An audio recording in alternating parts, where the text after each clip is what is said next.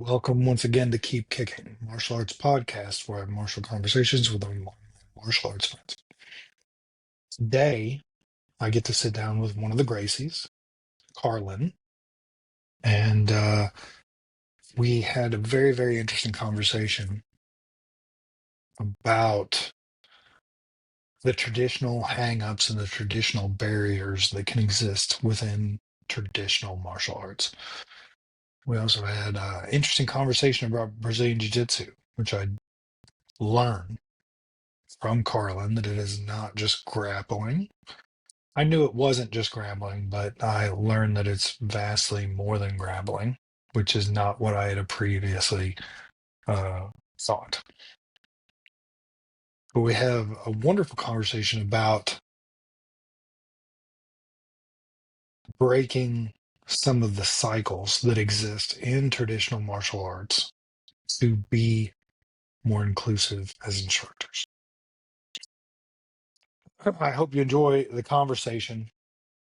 I hope that you get something out of it, and enjoy the perspective. I don't have any housekeeping that I need to do this week, maybe because I've stayed out of the comment section and not listened to feedback.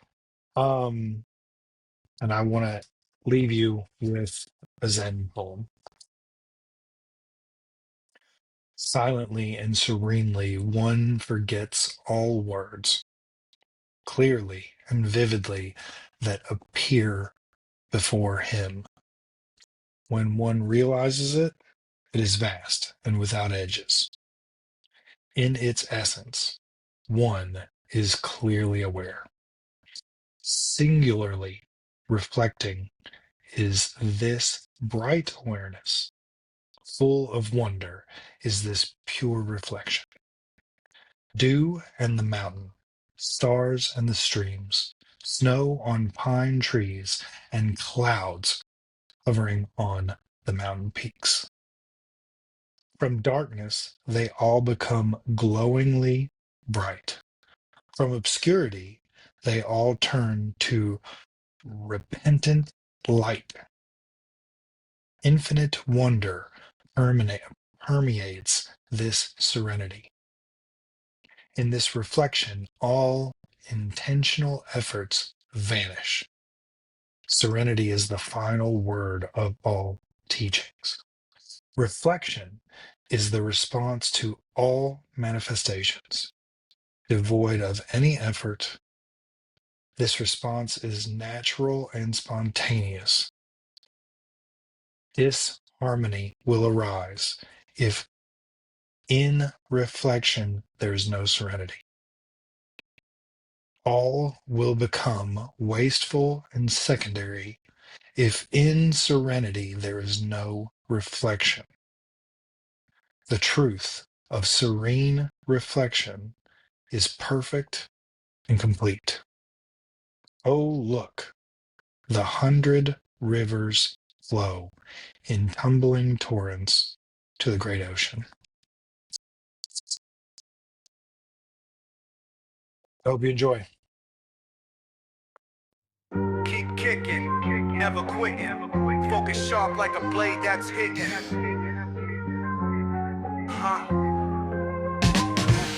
From white belt dreams to the master flow, Paul Coffey's got the mic, now the stories grow. Technique entails discipline and fire. Each guest brings truth to inspire. Keep kicking, step into your power. Keep kicking, moment to the hour. Every strike, every fall, every rise, it's a journey through a warrior's eyes.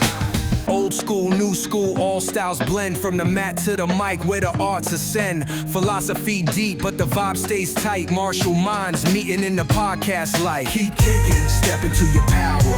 Keep kicking, moment to the hour.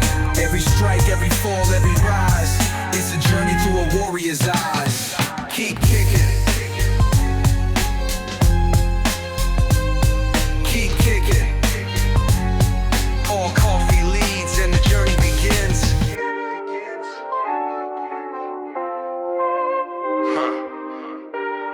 Paul Coffey leads and the journey begins.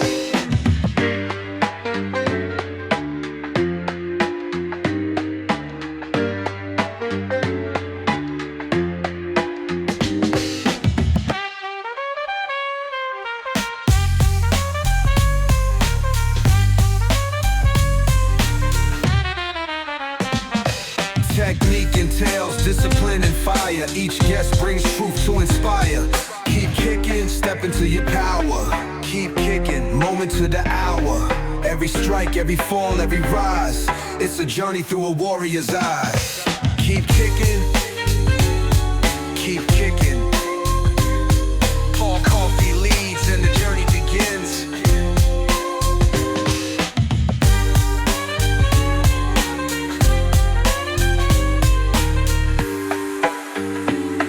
Paul Coffey leads and the journey begins.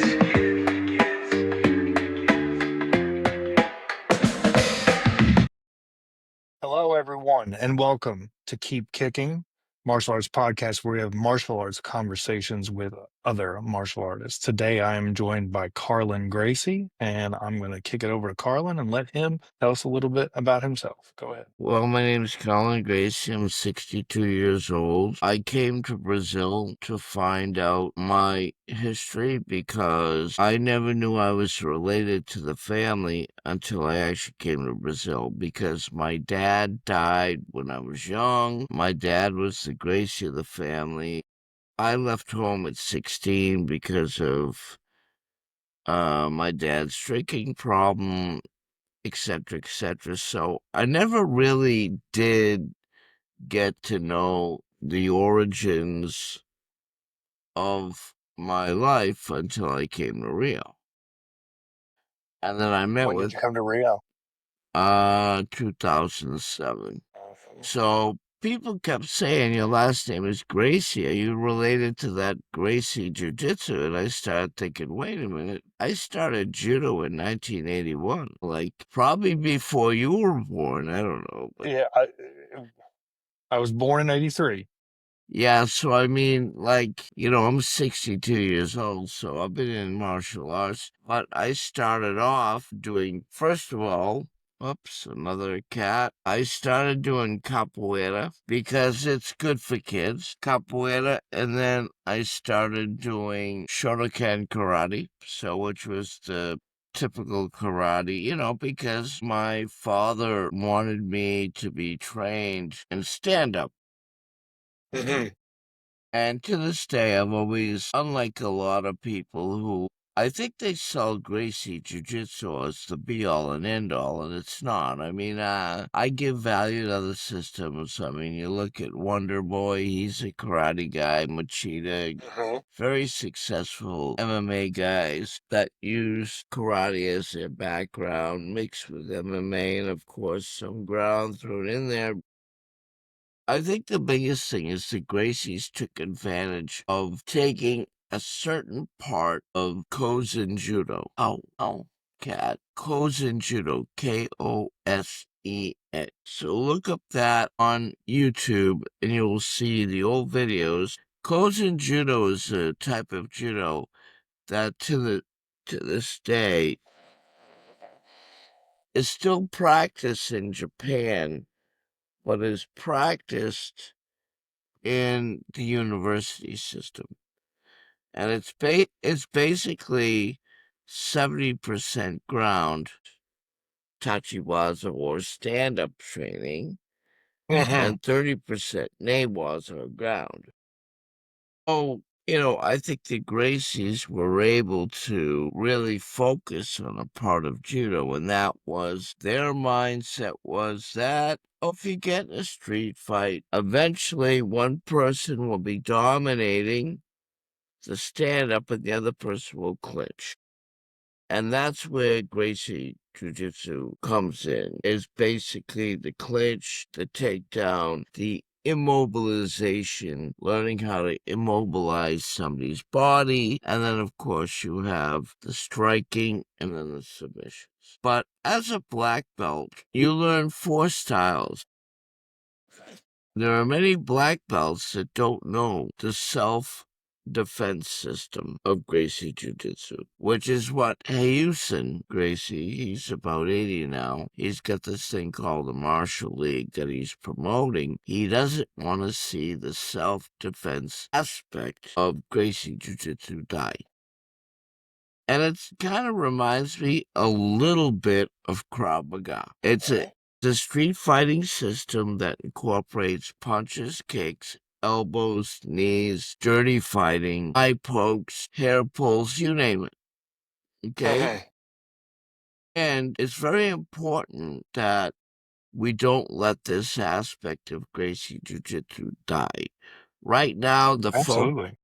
right now the focus tends to be on sport, which no problem. But really, let's be honest. Am I gonna pull guard in the street? No. I'm either gonna use my tennis shoes to get the heck out of there, or if I'm Right. forced to fight, I'm gonna try to keep it on the feet, which means you need to know how to punch and block. You need to know some form of stand-up training to prevent the clinch or prevent being taken down. MMA, it's a different story because it still is a sport. It's a sport.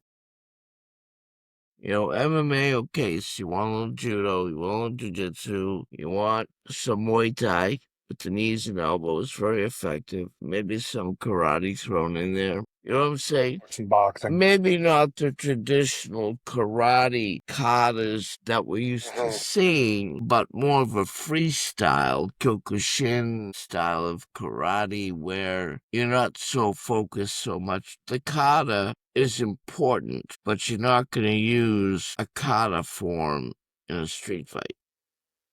Right. Right. For sure. You'll use your hammer fists, your front punch, and of course the punches that exist in boxing or, Right. Right. I mean, the best system is to have a mix of systems. Absolutely. Absolutely. Is there any text that exists on the self-defense part of the system? Yes, there is, and the older heads have it. Okay.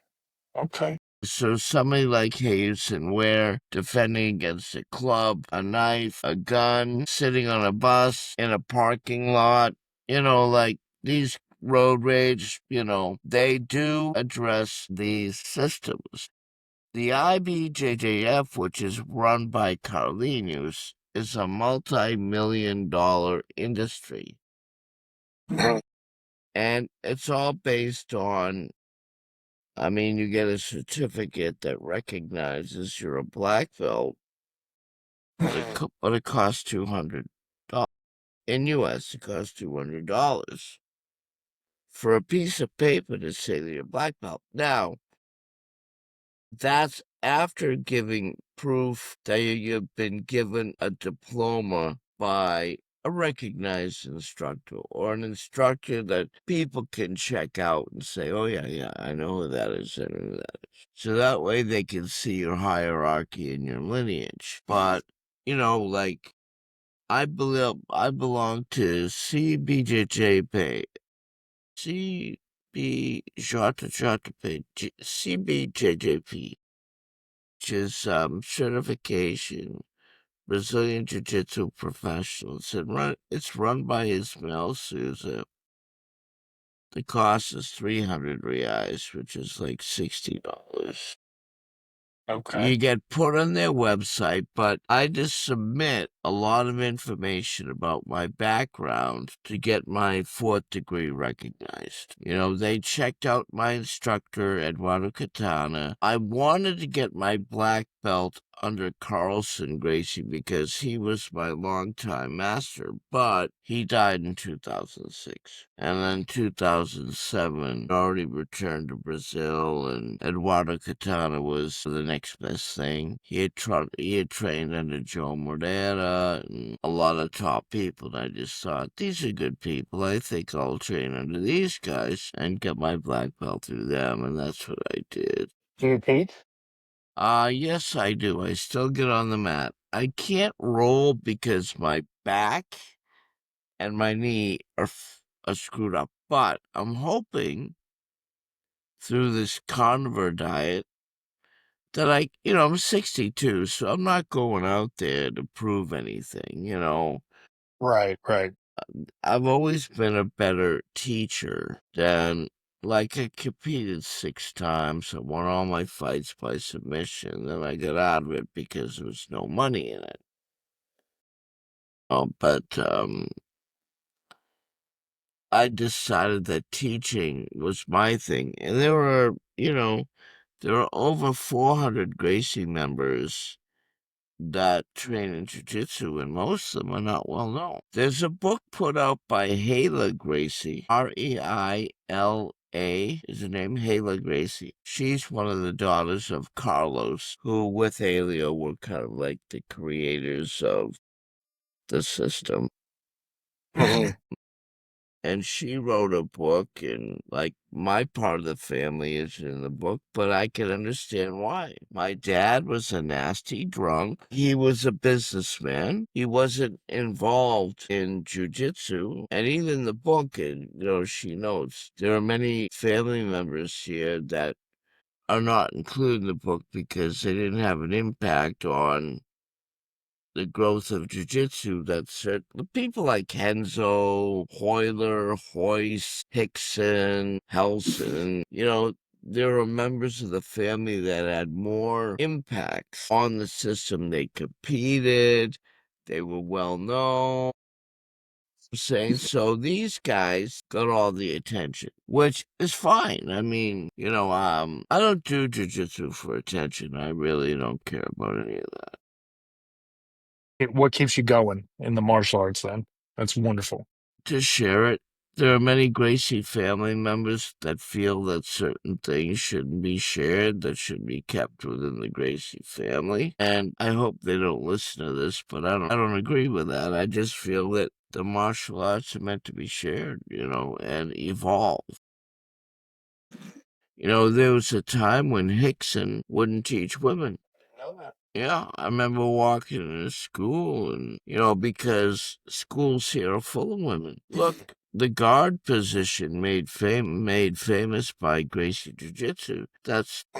Let's face it, that's the position that if a man's gonna sexually abuse a woman, he's gonna want to be between her legs, right? So the guard, is the rape position. So, and the strongest part of a woman's body is her hips and legs. So training a woman in Gracie Jiu-Jitsu is very natural. I think it's something that, and the women I find are easier to teach than the men.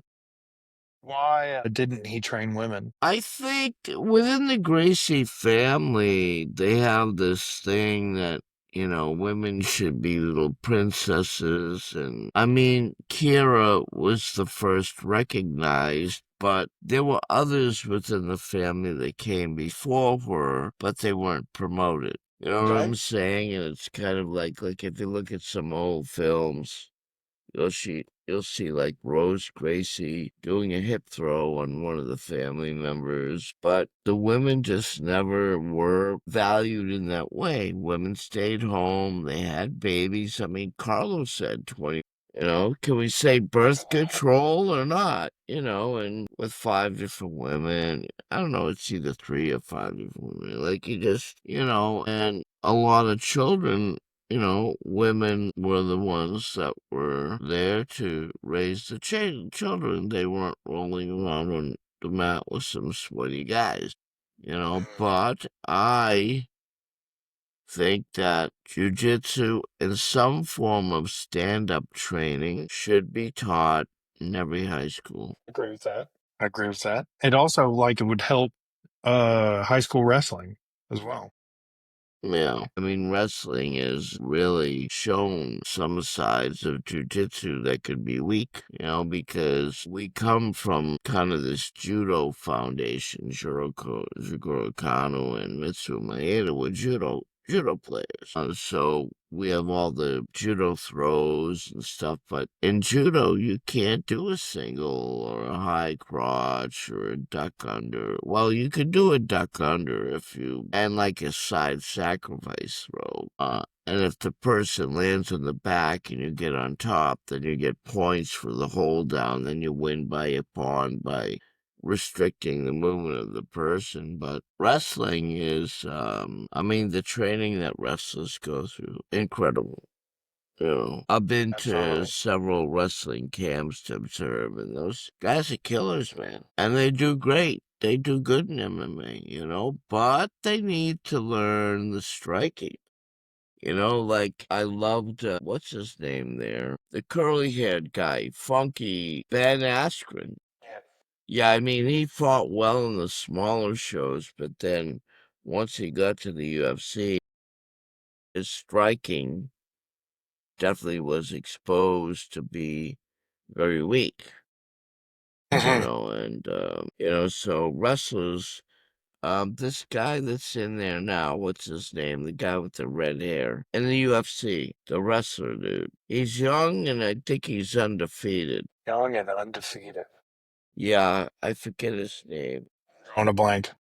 but he's a freestyle wrestler and Mhm. he's really good, but his last fight he kind of got exposed a little bit. He Mhm. won the fight, but it wasn't as dominant as what he usually does. If his name comes to me, I'll tell you. I can't remember.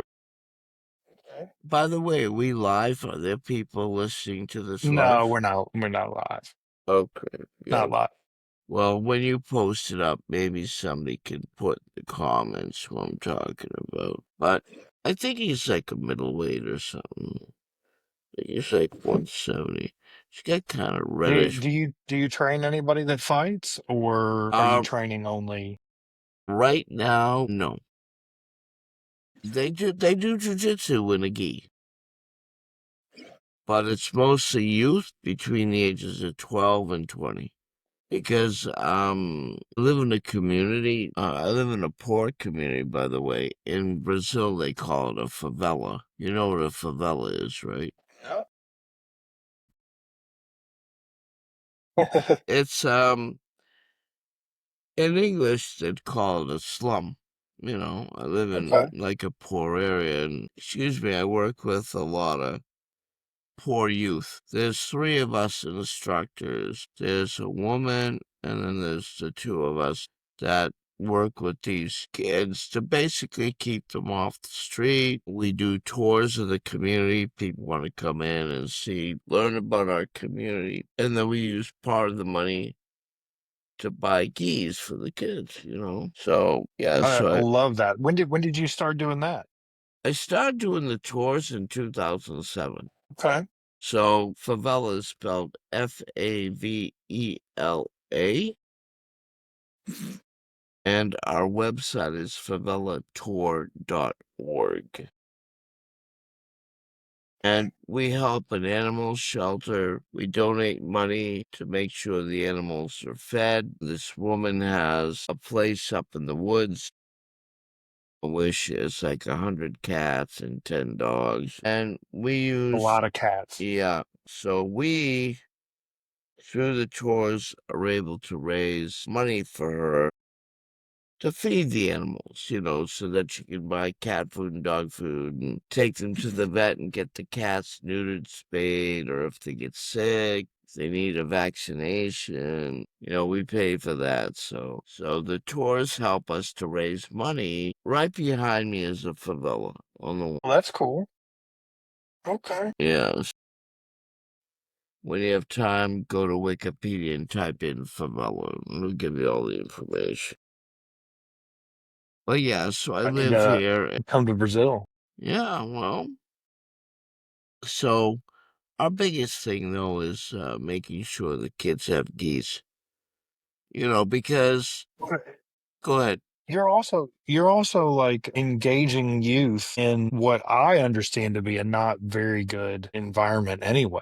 Like they Yeah, need to do that, otherwise they'll turn to, I don't know, some sort of nefarious activity, I assume.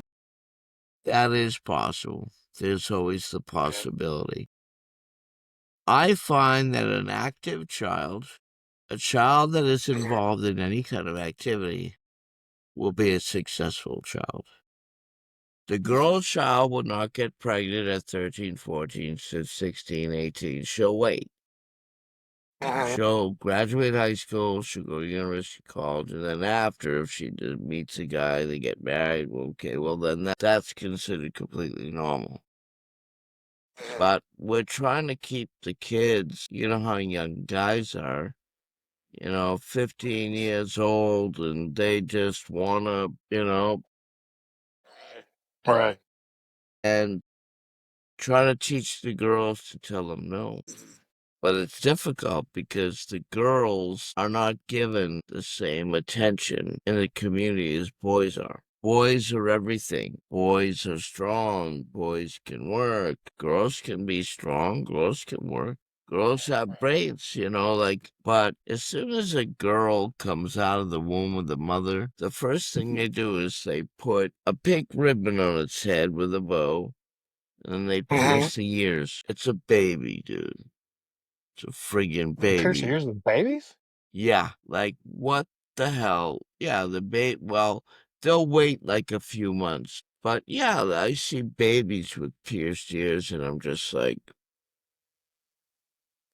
well, because they want to advertise that the baby's a girl, because young babies, all young babies, you can't tell the sex. You can't tell Mm-hmm. if it's a boy or girl until it's probably 2.5, 3 years old. Depending on the clothing and how long the hair is, and it's difficult to figure out, the sex of a child. Let the girls be tomboys. I see nothing wrong with if I had a daughter and she wanted to climb trees and she wanted to be a tomboy, be a tomboy. I don't care. At least she won't get pregnant and be a little princess, like in Brazil, they raise girls to be princesses.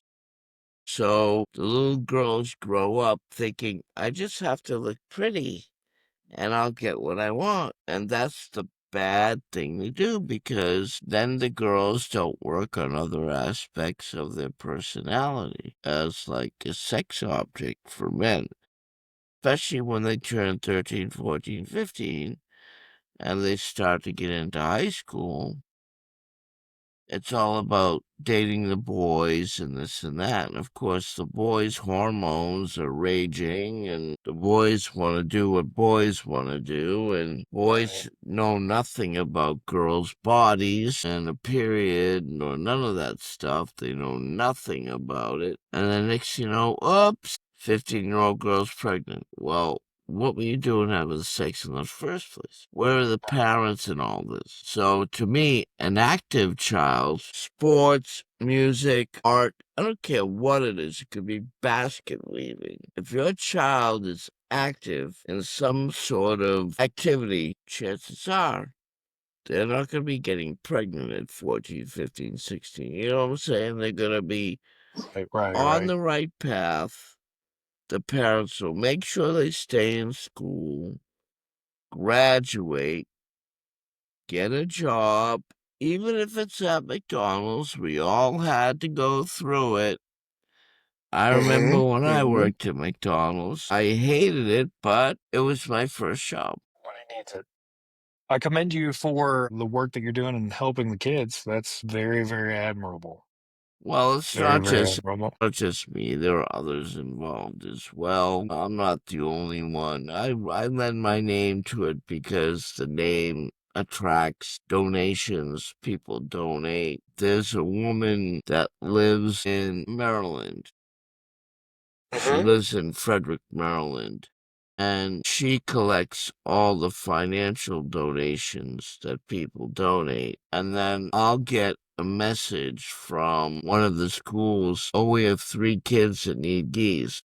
So I'll message her and I say, okay, we need this amount of money to buy 3 geese for these kids. And then she sends me the money, Western Union. I buy the geese. I show her the receipt. Everything's very transparent. So people know that what they're paying for, they're getting. Like the other day, I did a tour, and this tourist donated money to the animal shelter. So I took a video of Ruth. Ruth is the owner of the animal shelter. I took a video of Ruth saying thank you for the kind donation with the money in her hand. And then I sent the video to the people that donated the money. So that way they saw the money goes to the right thing. Right. And then Ruth sends me videos of her buying cat food, and we have a web page on Facebook.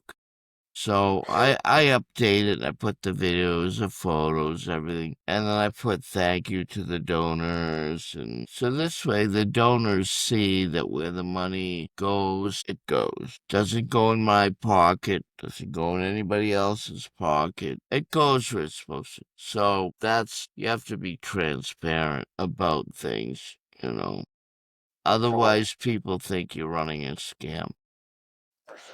So, what do you think most martial arts students neglect in their training? I think the spiritual side, and I'm not talking some woo-woo stuff, okay? I'm just saying learn how to breathe properly, learn how to relax your body, learn how to train so that you don't get injured, training with training partners that care about you, not allowing you. I mean, there are many things I could list. Those are just some of them. I think also enjoying training. Training should be fun. Sure. You know, like when you're rolling, I don't see anything wrong with people laughing and having a good time when they're rolling. I see nothing wrong with it. You know, I don't think I need a butt plug up my butt.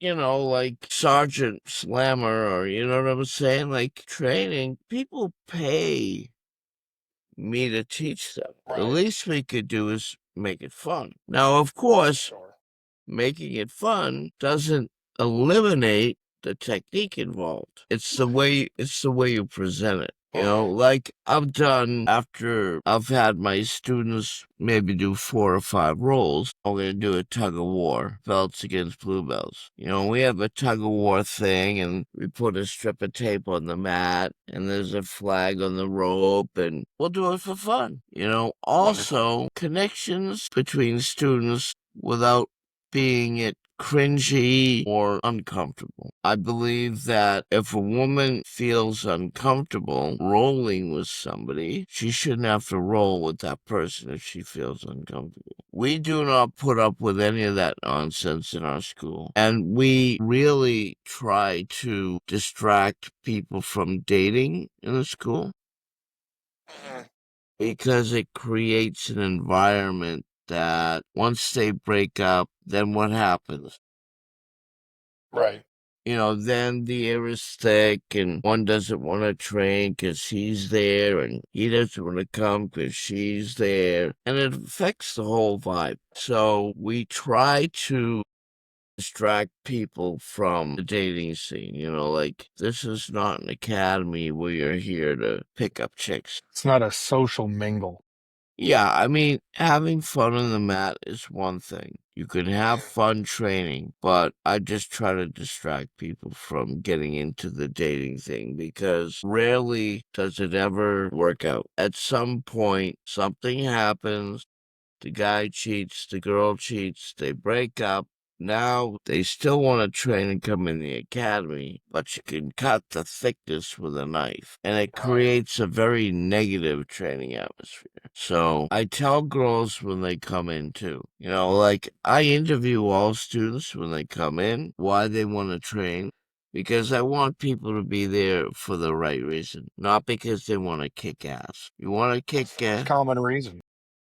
I think most people come in, they want to learn. They want to feel more confident walking down the street, knowing that if somebody did approach them, the first thing we teach is verbal self-defense. You know, posture, hands up. Hey, I don't want any problems. You know, hands like this, open, but at the same time, similar to kind of what some of the Krav Maga guys was one of the things. And you, of course, you're in a stance that's not threatening, but if you have to, you could kick and not necessarily to the groin because the bad guys know that women are going to try to knee or kick the groin. They all know that. You know, that's not. Right. So I think the first thing is just learning verbal self-defense, posture, confidence, and even if somebody is having a problem with a technique, I'm not going to get down on them because everybody learns differently, you know? And I'm going to try to help them to grasp the technique to the best of their ability. Mhm. Mhm. Because, I mean, it's not gonna do anybody any good if you're, oh man, come on, why can't you do this? It's simple. Well, maybe for this person, maybe it isn't simple. The streets or the community that you're a part of, are they dangerous? Are they Not really. In the favela itself, there are social behavior expectations of each person that lives there. So, the drug dealers that kind of control the hood or oversee the hood control social behavior. So, if, for example, if you get caught raping, they'll kill you. The worst okay? crime is abuse of a child. Any kind of abuse of a child, they'll kill you. Children are not meant to be abused. Children are meant to be loved and cared for and nurtured, Mhm. because a lot of these drug dealers have children and they live by the same rules. There was a situation where one of the drug dealers beat up his girlfriend and then the drug gang beat him up. Just say, what you give, you get, So, I mean, I feel safe. I mean, I've never felt at any time, and I'm not trying to say that it's a perfect community. Things do happen, but Right. I've lived here over 20 years, and myself, I've I mean, never. clearly you like it. Oh, I love it here because it's cheap rent. I live on $350 a month. That's everything. That's including food, transportation, rent, everything. Cable TV, internet. That's wild. But I live in a favela. Living outside a favela, I'd probably be $1,000 a month. A lot more. Are drugs a large problem within the community? Not as much as I expected. I expected to see a lot more like druggies and crackheads. Well, number one, they don't sell crack or crank or heroin here. It's only marijuana and cocaine. So, marijuana, you're Okay. dealing with people that laugh a lot, or they sleep a lot, or they're silly, marijuana smokers are Mhm. silly, or they eat a lot. Right. Right? They eat a lot. The cocaine are people that just get energized. Right. I'm guessing cocaine is more of an energy drug. I don't know. I've never done. I smoked marijuana as a kid, but I never, my nose and my butthole are for exit only. I don't stick anything up my nose and my butthole. And then that's, snorting cocaine just to me was like, just the idea of, I just can't Right. even, yeah. So, I mean, cocaine would be something that I would never be interested in. I don't need energy. I got enough energy. But we do have some people that walk around the community that you could kind of tell that they use. Mhm. But again, if they start a problem in the community or start a fight, they're gonna have a problem. So they have to live by the rules too. No fighting, no begging for money, no violence, no stealing, no robbing. Like in my community, I can walk around with my cell phone. I have a cell phone here. I can Yeah. walk around with my cell phone out and nobody even looks at me. You can't do that in Copacabana. Copacabana is a tourist neighborhood. Yeah. And as you could probably assume, tourist neighborhoods are more likely to have problems with pickpockets and Mhm. people like that. But here where I live, nobody messes with anybody because they know and understand that it's against the rules. It's against the rules. So, and that's a good thing. Sure. So, people often, like right now outside, it's Sunday. Sunday is a day of relaxation, but after like 2 in the afternoon, there's all sorts of parties going on now, And I mean, I don't drink, I don't drink alcohol. So for me, Because your father did? Yeah, for me, drinking was never, even beer, I never liked the smell of it. I think that's the thing is I've always been, maybe that's me in a former life of being a cat. You know, cats smell everything before they eat it. Well, I'm like that. I gotta smell it first before I put it in my mouth. If I like the smell, then I'll eat it. But I just never was the kind of kid who I'd go to parties and they'd hand me a beer and I'd be like, oh, thank you.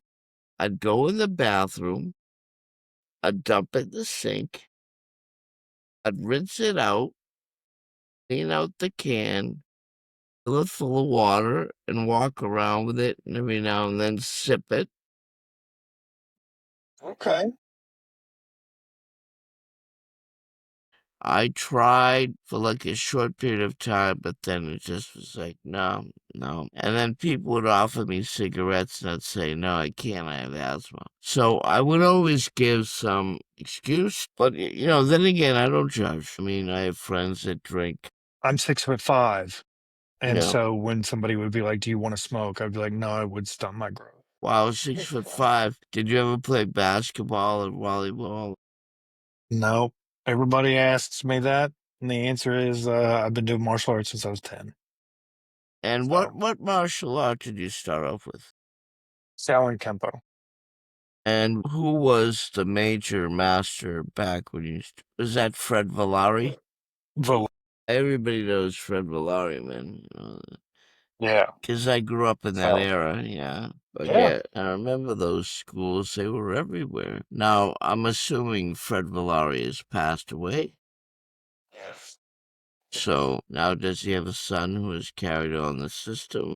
He has a couple of people that he trained directly, as well as his immediate family are carrying on the system. I'm in Louisville under Master Rickard, who studied under him for quite some time and brought it to Louisville. So Jakan. And then Shaolin oh, Kempo, Kepo, Shaolin Kepo, yeah. And then you said you trained in another style? Tai Chi, and Wing Chun. Okay, so Tai Chi and Wing Chun, those are Chinese. Yeah, Lop Sao. Yep. Yep. Yeah, I've visited a few. The Tai Chi I like for the mind Yes. Yes. and the breathing. Well, and the body mind connect. Yeah, I really like Tai Chi. I like the idea that the movements are fairly simple. That doesn't mean, but they're focused.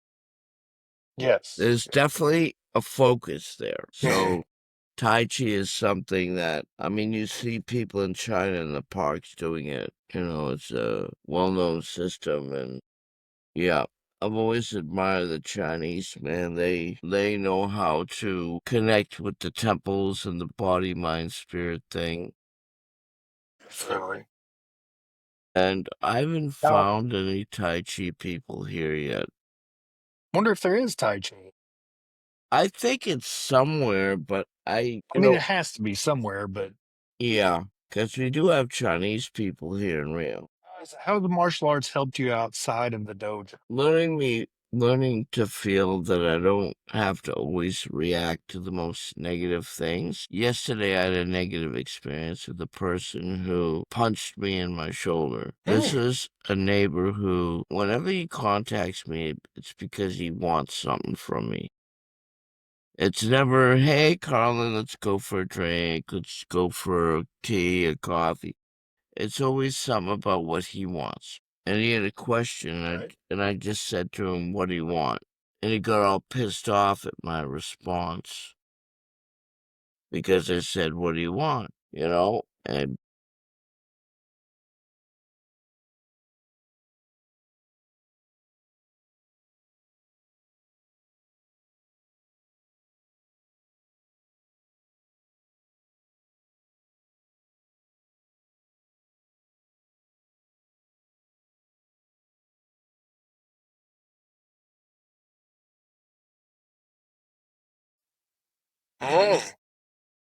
I didn't react at all to it. Well, number one, I didn't feel threatened. Number two, the guy has a kind of crazy reputation. He lives across the hall from me, which means I could potentially see him every day. And do I want a problem with this person? No. So I just like shrugged it off and kind of laughed it off. He's pissed off because he wasn't able to take advantage of me. You know, there are people in this world that are opportunists that try to take advantage of others. You know, in the past, I've given them food. I've never given them money, but I've given them food, you know, and helped him out. But the guy's a grown man. He's almost 30. But I think he has a drug problem, you know. He did this in the bakery in front of all sorts of people, punching me in the arm, yelling at me, and carrying on.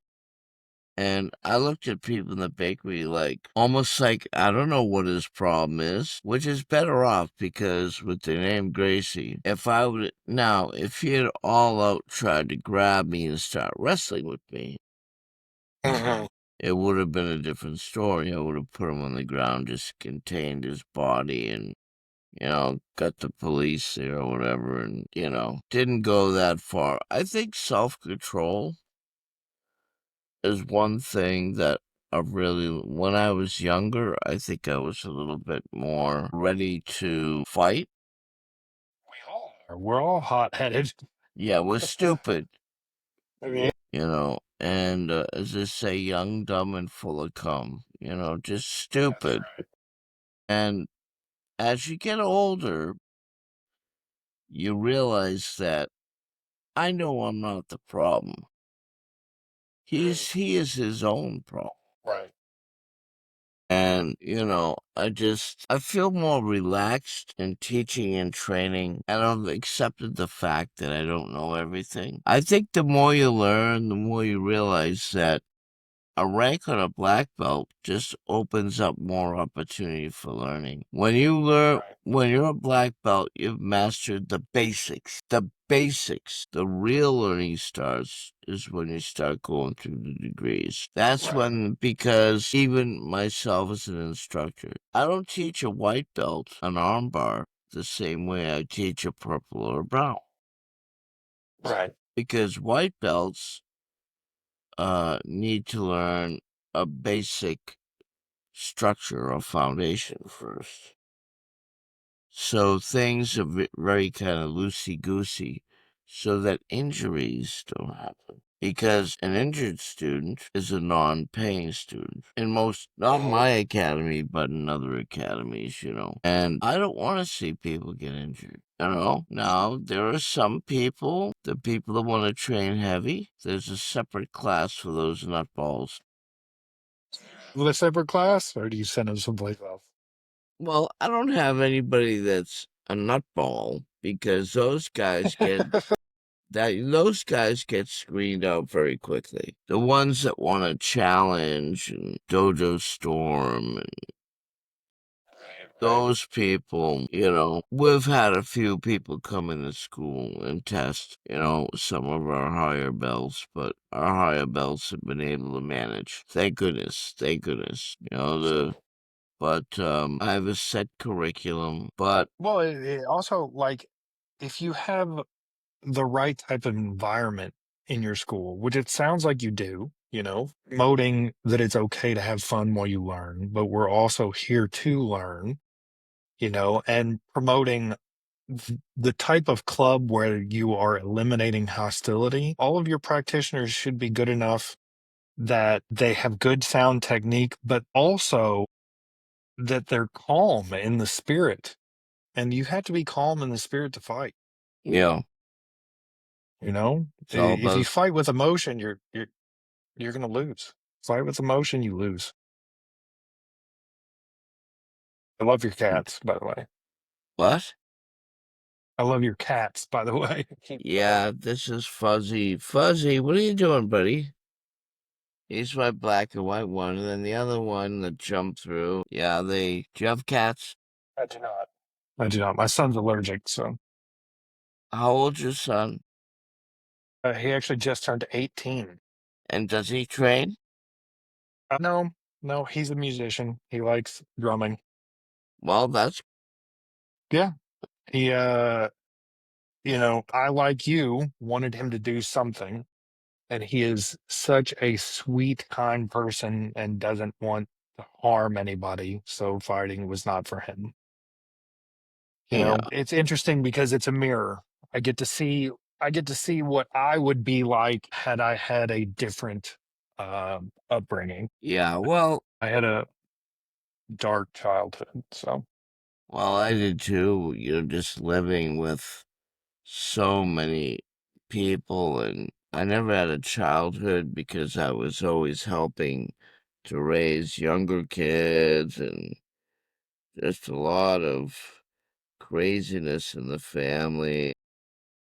At 16, I left home, and because I felt where did you go when you left home at 16? I stayed with friends in their basement. They had a finished basement, and I finished school at 18, and then gradually found a job and gradually moved out. I moved into kind of like a boarding house situation, Okay. but a boarding house that was about low income renters, not about like anything in specific. It wasn't like there's boarding houses for drug users or Yeah. people coming out of jail. No, this was just a low income. Like if you made between this amount, it was a government project, and I was able to work with that. And eventually, I got invited to teach at Carly School out in San Francisco, and then I put myself through massage therapy school, became a massage therapist because I was always into, well, before that, I did the whole personal training thing, and I did that, but then I wanted to learn about, I remember having my first massage, and I was like, I want to learn how to do this. And in judo, we learned shatsu, which is a finger pressure massage. So Right. I already had a little background from the judo from shatsu, so I decided, I want to learn how to do this. Oh, it's a good That's idea. awesome. And it was a flexible schedule. We worked 6 hours a day, Mhm. like maximum 5 massages in a day. You'd get paid well, you'd get tips, and I was able to afford to live independently after that. And then the UFC. How did massage help with your martial arts? That knowledge has to help. Definitely because I knew the body. Because you have to study anatomy and physiology and how the body works and all the muscular groups and respiratory system, digestive system. You have to know all that stuff. So I went to a really good 2-year massage therapy program and got my diploma and started working with chiropractors, which was great because I always liked the whole rehab.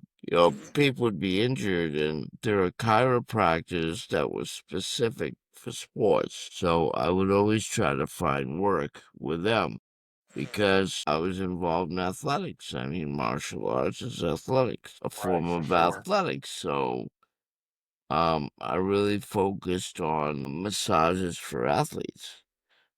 Pre-event, post-event, and then maintenance. Pre-event, like I'd work with triathletes and marathon runners, so I'd work on their glutes, their hamstrings, their calves. That was the focus because they'd be running, right? And then cyclists, a lot of lower back because they're hunched over and neck. But yeah, I got to do a lot of focused massage work, which was really good. Jiu-Jitsu, it's mostly shoulders. The big thing I find is shoulders because it's the weakest joint in the body. It's one of the weaker joints, Mhm. because you can easily dislocate shoulder. So, but Jiu-Jitsu guys appreciate a good massage. They appreciate a good Absolutely. massage. We all do. Yeah, We all because do. it's you help to draw toxins out of the body. You help the body relax and rest. And Right. martial arts can be such a brutish type thing, depending the way you train. Yes, you're breathing, you're in the spirit, but the physical aspect of it can be very brutish and hard on the body, especially judo. I got more beat up training judo than any other, I bet. you know? I bet. Broken fingers and because you're basically being slammed into the earth, and just because your ukemi, your break falls, doesn't mean that it still don't hurt, Right. It hurts so less.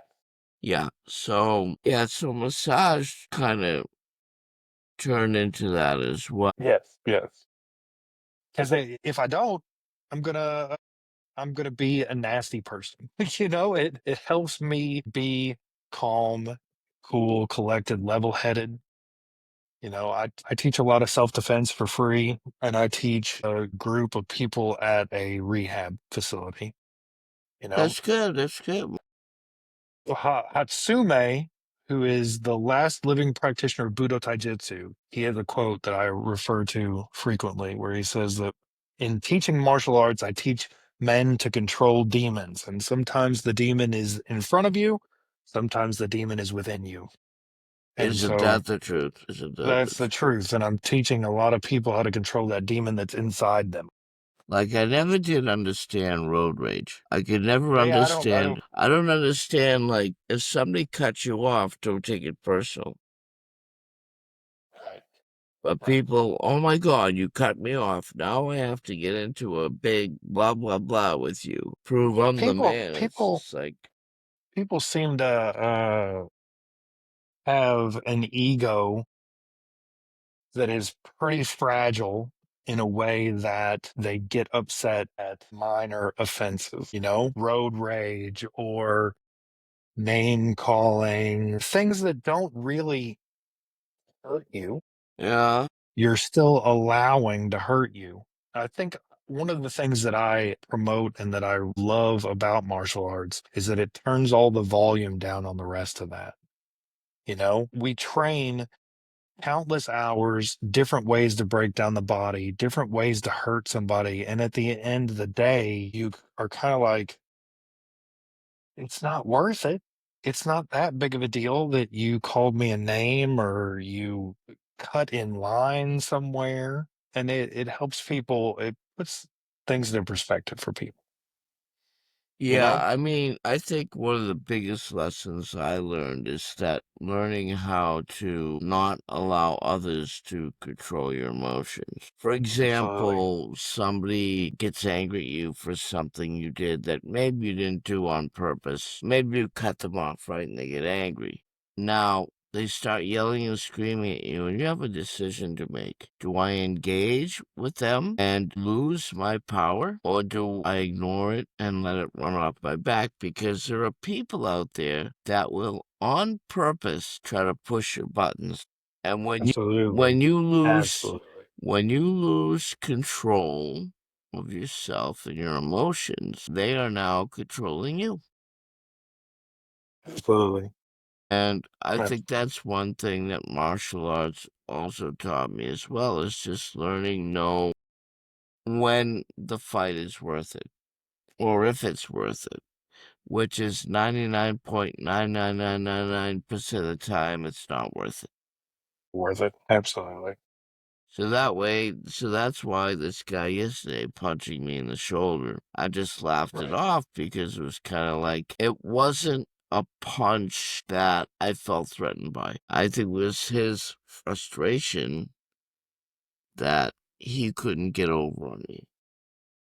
I wouldn't allow him to get over on me. And even when he walked off and called me a son of a bitch, I said, "Yep, I'm a son of a bitch." And I laughed about it. I'm sure he probably got really pissed off at that, but that's within him Right.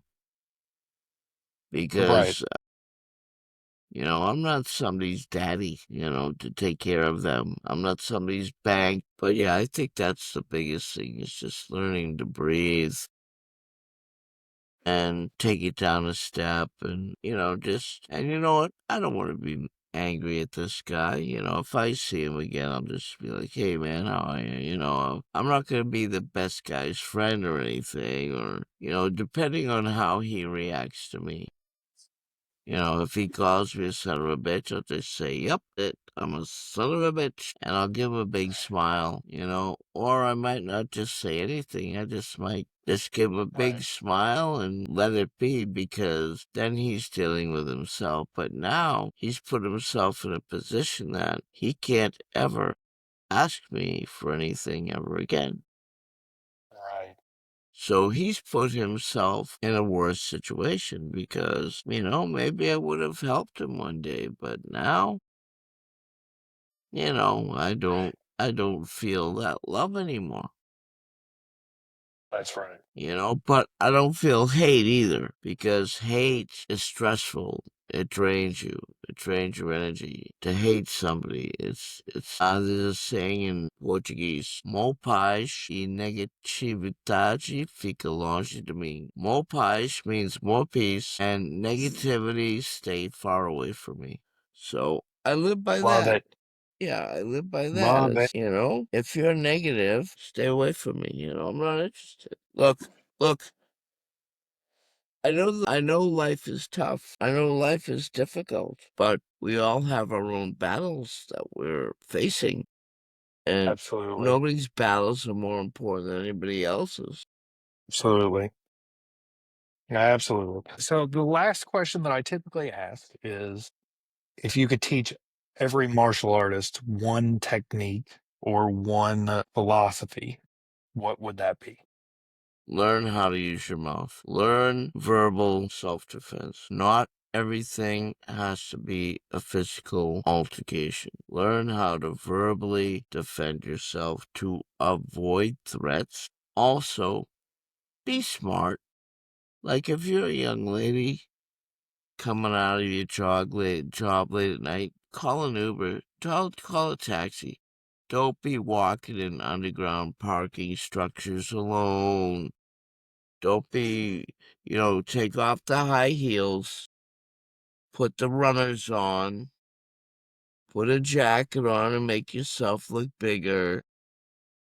There's certain cues you can do to look less like a victim. Absolutely. A Keep your girl, head up. a girl in a skirt and high heels is going to be a victim. So I think the biggest thing is just learning verbal self-defense first. And situational awareness. Very good. Do you want to tell my listeners where they can find you? Yeah, I have several. I'm the only one in the world with the name Carlan Gracie. So if you search me on AI or whatever, there's not a lot. There's not a lot online, because when I was younger, I didn't use the last name Gracie, because it always attracted people to challenge me to fight. Hmm. So I can imagine. So there's not going to be a lot online about me, but Carlan Gracie on Facebook. If you send me a message, you want to be friends. I work as a fight analyst. I created my own job. 5 years ago, a guy sent me a videotape. He's like, can you take a look at this tape and tell me what I'm doing wrong? And I said, sure. And he sent me money for it. And that was the start of my fight analyst. So now what people do is they send me 2 different views of their fights. Hmm. It could be gi, no gi, or MMA. I Hmm. don't do the self-defense thing. No, no, no. This is just for people that are competing. Yeah. 2 different views, maybe front and back, or front and side, or back and side, or something where I can kind of get an overall view of what you're doing. Hmm. And what I do is I take a look at the tape and I'll watch it 4 or 5 times, and then I'll start making notes on a piece of paper and timestamps. And I'll write things like, the reason why you got swept here is because you slightly moved your knee to the outside. You should have kept it where it was, or whatever. And what I do is I correct people's little mistakes that they make. They just want another set of eyes on the video to be able to correct them. So I do that. Facebook, Carlan Gracie. If you can't right away become my friend, send me a message. I have a WhatsApp number, which I will read slowly.